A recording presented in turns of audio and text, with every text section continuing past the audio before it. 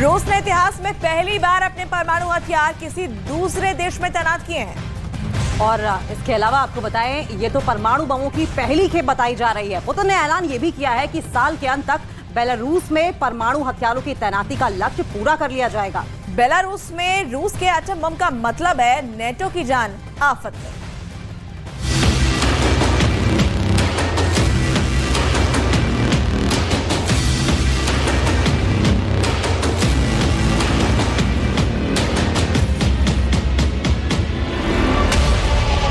Putin ने supply button दबा दिया। परमाणु बम बेलारूस में रेडी।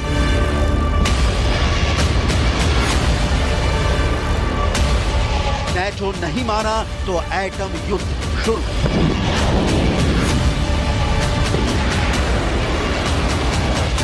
तीन मिनट में कैपिटल कीव तबाह।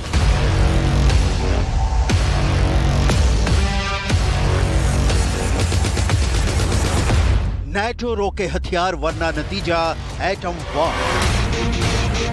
रूस यूक्रेन युद्ध में परमाणु गिरने की थ्योरी जमीन पर उस वक्त उतरती दिखी जब बेलारूस के बॉर्डर पर पुतिन के परमाणु बम से लैस मिसाइलें तैनात की गई।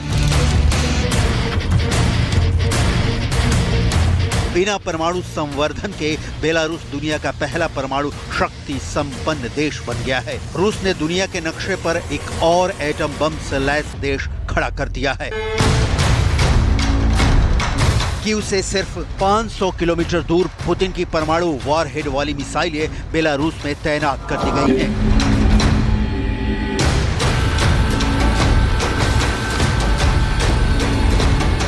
इन मिसाइलों का मुंह ज़ेलेंस्की के बंकर की ओर है। मतलब बटन दबने की देर है, सब कुछ परमाणु बम से राख हो जाएगा।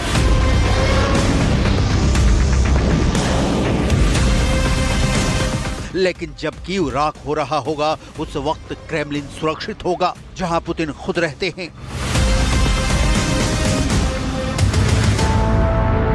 परमाणु बम का बटन पुतिन मॉस्को में बैठे बैठे दबाएंगे। बेलारूस के बॉर्डर से मिसाइल कीव की ओर कूच करेगी। फिर जोरदार धमाका और देखते ही देखते दूसरी एटम बम वाली मिसाइलों से लैस मिसाइलें Mariupol, Kherson, Luhansk, Donetsk, Zaporizhzhia, Kharkiv सबको राख में तब्दील कर देंगी।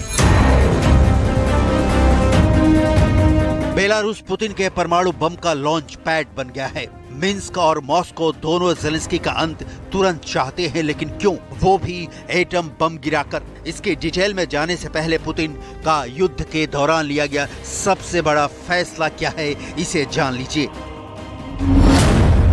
पुतिन ने युद्ध मैदान में उतार दिया है अपना सबसे बड़ा दैत्य। बेलारूस पहुंची रूस के परमाणु जखीरा वाली पहली खेप। किंजल मिसाइल पर लगेंगे परमाणु वॉरहेड। मार्च 2022 में पुतिन ने बेलारूस में टैक्टिकल न्यूक्लियर हथियार तैनाती करने की घोषणा की थी।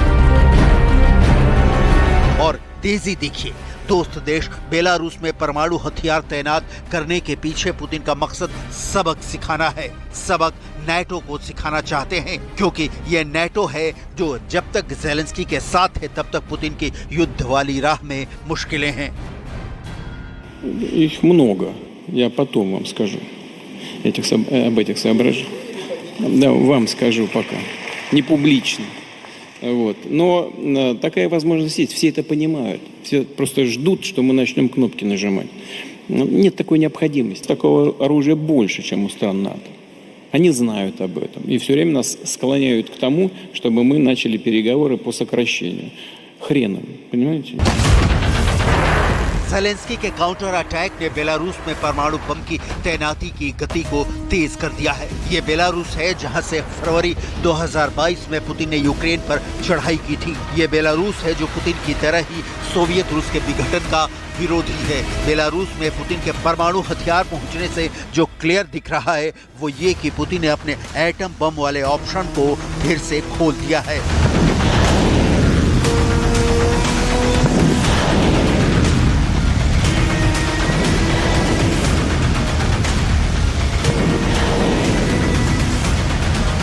नाटो की यूक्रेन को हथियार वाले मदद के बाद पुतिन जबरदस्त एक्शन में हैं। नॉर्थ कोरिया, चीन और ईरान जैसे देशों के खुल्लम खुल्ला समर्थन के बाद पुतिन का पारा पहले से भी चढ़ा हुआ है और अमेरिका ने यह कहते हुए इसे और भड़का दिया है कि चीन के शांति प्रस्ताव पर बात अभी नहीं हो। पुतिन को सुनिए, उनके तेवर देखिए, उनके शब्दों का चुनाव देखिए और दुनिया परमाणु विनाश से कितनी दूर खड़ी है भांपने की कोशिश कीजिए।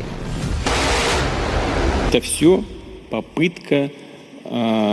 попытка спровоцировать нас на ответные действия. Ну, послушайте, вот если мы под Киевом уничтожили 5 комплексов «Патриот», то что нам стоит уничтожить любое здание и сооружение в центре Киева?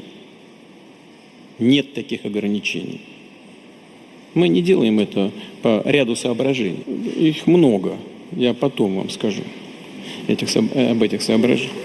Да, вам скажу пока, не публично. Вот. Но такая возможность есть, все это понимают. Все просто ждут, что мы начнем кнопки нажимать. Нет такой необходимости. На основе того, что вы говорили сегодня в этом зале. बेलारूस रूस का सबसे बड़ा युद्ध सहयोगी है, लेकिन क्या इसके भर से पुतिन को यह हक मिल जाता है कि वो किसी दूसरे देश में अपने परमाणु हथियार तैनात कर सके?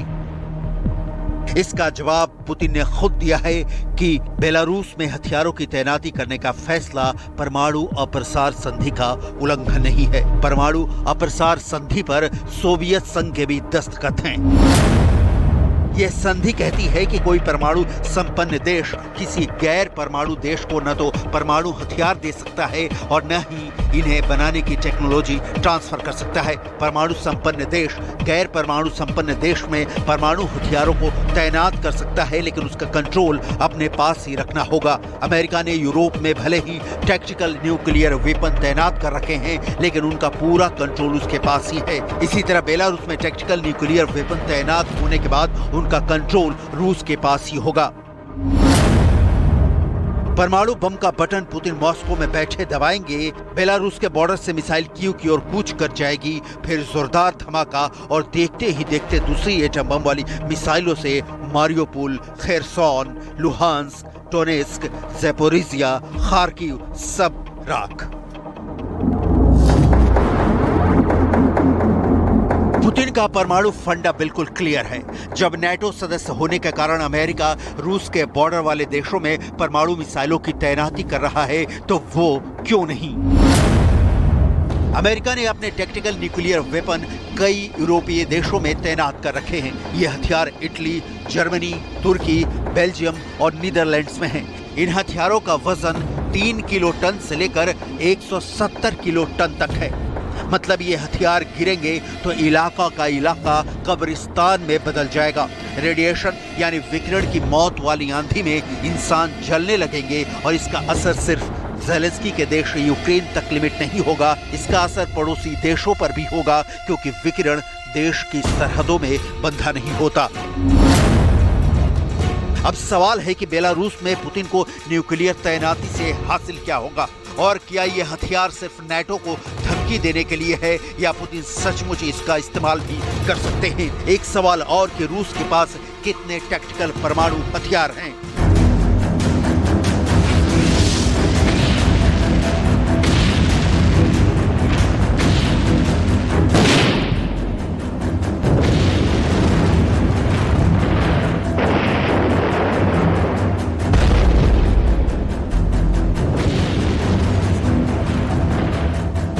असल में इसका कोई आंकड़ा नहीं है। अमेरिका का मानना है कि रूस के पास ऐसे 2000 से ज्यादा हथियार हो सकते हैं, जबकि अमेरिका के पास ऐसे 200 हथियार ही हैं।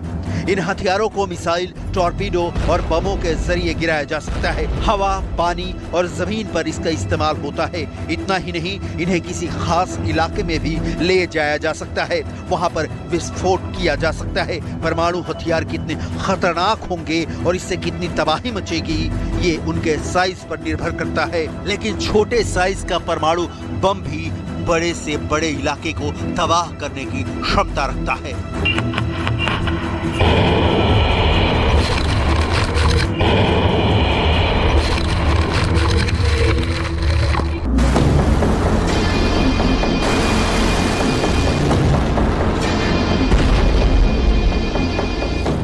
बेलारूस में परमाणु हथियारों की तैनाती के पहले रूस बेलारूस में अपनी हाइपरसोनिक मिसाइलों को तैनात कर चुका है। रूस ने आधुनिक ब्रह्मास्त्र कही जाने वाली किंजल हाइपरसोनिक परमाणु मिसाइल बेलारूस में लगा रखे हैं। ब्रिटेन दहशत में आ गया है और हो भी क्यों ना। यूरोपीय देशों के करीब बेलारूस में परमाणु बम गिराने वाली मिसाइल तैनात करने के बाद अब रूस जब चाहे लंदन को तबाह कर सकता है। रूस की किंजल मिसाइल को नेटो देश किलजॉय और रूसी टैगर के नाम से बुलाते हैं।